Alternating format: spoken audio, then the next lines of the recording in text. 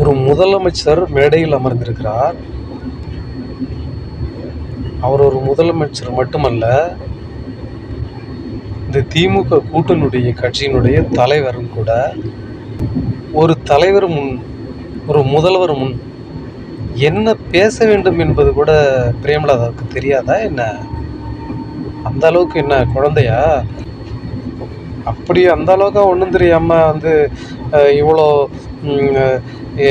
எப்படி போனால், எந்த பக்கம் போனால் நமக்கான பலன் கிடைக்கணும்னு போன பிரேமலதா அவர்களுக்கு ஒன்றுமே தெரியாதா என்ன?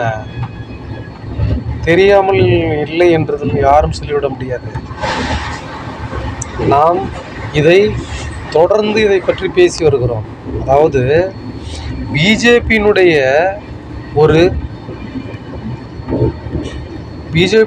உளவாளியாகத்தான் அவர் இந்த கூட்டணியில் வந்திருக்கிறார் என்பதை திமுக இனிமேல் தான் போக போகத்தான் உணர்ந்து வருகிறது. அதாவது பெண்களுக்கு தமிழகத்தில் பாதுகாப்பு இல்லை என்று சொன்னால், தமிழ்நாட்டில்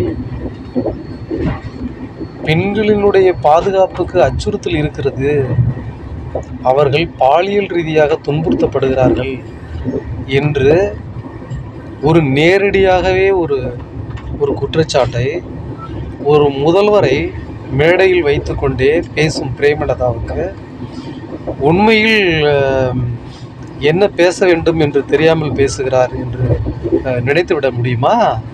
இல்லை.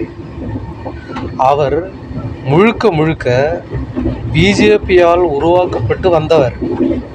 அந்த செயல்பாடை கொஞ்சம் கொஞ்சமாக இங்கு செயல்பட தொடங்கியுள்ளார் என்பதுதான் உண்மை.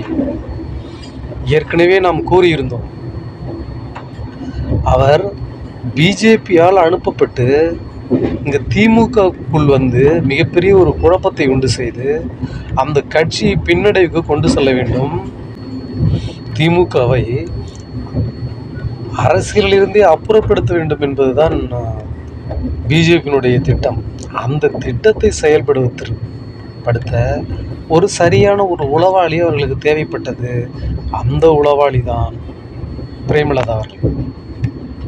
ஏனென்றால் ஒரு மேடையில் மிகப்பெரிய ஒரு குற்றச்சாட்டை ஒரு முதல்வர் முன் மக்களுக்கு கொண்டு போய் சேர்க்கும் வகையில் பேசினால் அந்த கூட்டணியுடைய அந்த ஒட்டுமொத்த வெற்றியை பாதிக்கும் என்பது கூட பிரேமலதா அவர்களுக்கு தெரியாதா என்ன? அவர் தெரியாத, அவரும் ஒன்றும் சிறு குழந்தை இல்லை, அவர் அனைத்தும் தெரியும்.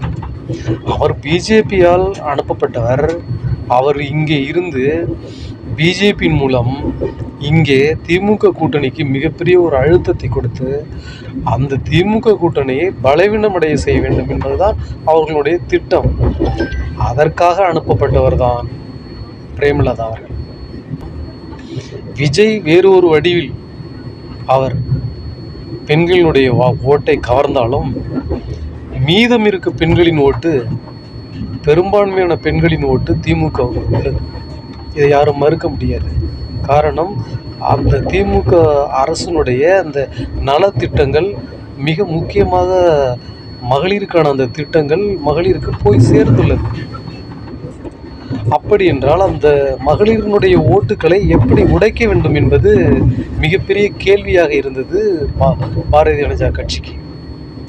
அதனால் அனுப்பப்பட்டவர் தான் பிரேமலதா. இவர் உள்ளே சென்று திமுக கூட்டணியை பலவீனப்படுத்த வேண்டும், அந்த செயலை செய்வதற்காகவே அவர் திமுகவுக்கு வந்துள்ளார் என்பது திமுக என்ன நினைத்தது என்றால், திமுகவினுடைய திட்டம் வேறு. காங்கிரஸ் சென்றுவிடும் தேமுதிகவை நாம் உள்ளே கொண்டு வந்து அதை சமாளிக்கலாம் என்று நினைத்தது. ஆனால் உண்மையில் காங்கிரஸ் வெளியேறுவதற்காக அந்த திட்டத்தை விஜய் அவர்களுடன் பேச்சுவார்த்தை நடத்தவில்லை. எப்படியாவது நமக்கான அந்த தொகுதிகளை இன்னும் கூடுதலாக கேட்டு பெற வேண்டும் என்பதுதான் அவர்களுடைய திட்டம். அந்த திட்டம் நிறைவேறியதால் அவர்கள் தொடர்கிறார்கள் திமுக கூட்டணியில். இப்படிப்பட்ட ஒரு சூழ்நிலையில் பிரேமலதா அவர்களை இவர்கள் கூட்டணியில் சேர்த்து கொண்டு மிகப்பெரிய ஒரு பின்னடைவை சந்திக்கக்கூடிய ஒரு சூழலுக்கு கொண்டு போய் கொண்டிருக்கிறது இந்த பிரேமலதா அவர்களுடைய இந்த பேச்சு என்பதை வெட்ட வெளிச்சமாக இப்போது தமிழகம் ஃபுல்லாக இது ஒலித்து கொண்டிருக்கிறது. நன்றாக யோசித்து பார்க்க வேண்டிய ஒரு சூழல் இது. நீங்கள் சொல்லுங்கள். இப்போ மக்கள் இப்போ பார்க்குற மக்களுக்கு தெரியும். ஏன் பிஜேபி கூட்டணியில் இருந்தவங்க இந்த முறை எதுக்காக திமுக கூட்டணிக்கு வந்தாங்க? அவங்க வர காரணம் என்னென்னா, நீங்கள் இங்கே இருக்க வேணாம், அங்கே போய் இருங்க, உங்களுக்கு சீட்டுகளை பெறுங்க, ஜெயித்த பிறகு நீங்கள் திரும்பி இங்கே வாங்க அப்படிங்கிறது தான் அவங்களுடைய திட்டம். அந்த திட்டம் தெரியாமல் முதல்வர் ஸ்டாலின் அவர்கள் எடுத்த ஒரு முடிவில் ஒரு பின்னடைவான ஒரு முடிவு தான் தேமுதிகவை உள்ளே அழைத்தது. இதில் வேடிக்கை என்னவென்றால், விடுதலை சிறுத்தைகளும் கம்யூனிஸ்டுகள் போன்ற கட்சிகள் மிக தீவிரமாக பணியாற்ற வந்த கட்சிகளை ஓரம் கட்டிவிட்டு தேமுதிகவுக்கு கூடுதலாக சீட்டை கொடுத்து மிகப்பெரிய அதிருப்தியை ஏற்படுத்தியுள்ளது திமுக அரசு, திமுக கட்சி. இப்படிப்பட்ட ஒரு சூழ்நிலையில் ஸ்டாலின் அவர்கள் இப்பொழுது மோடியின் இன்னொரு முகமாக வந்திருப்பவர் தான் பிரேமலதா என்பதை இனிமேல் தான் அவர் அறிவார் என்று நாம் நினைக்கிறோம் என்பதை கூறி மீண்டும் ஒரு பதிவில் சந்திப்போம் என்று கூறி இந்த பதிவை நாம் முடித்துக் கொள்கிறோம்.